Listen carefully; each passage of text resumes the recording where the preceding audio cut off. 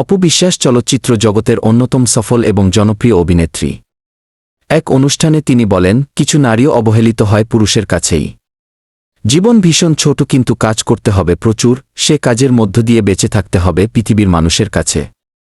অভিনেত্রীর কথায়, সংসার জীবন বা নিজের জীবনে নারী হিসেবে যে কোনো ঝড়ও আসতেই পারে, আমাদের মানুষ হিসেবে দায়িত্ব সেটাকে সামলে নিয়ে এগিয়ে যাওয়া।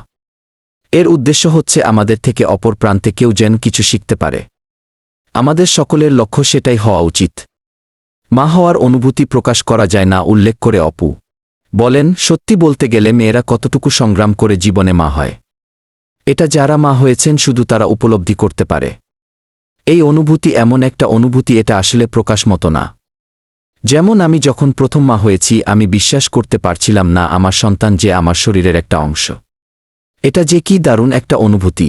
এখনও যারা মা হননি তারা কিন্তু সেই উপলব্ধি বুঝে উঠতে পারবেন না।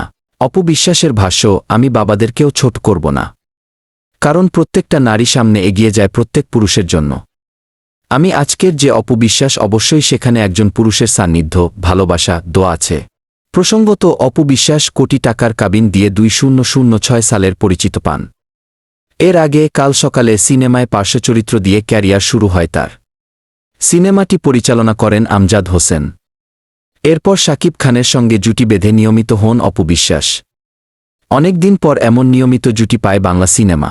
ক্যারিয়ারের জনপ্রিয়তার তুঙ্গে তখন অপু বিশ্বাস, কারণ তখন শাকিব খান মানেই তিনি।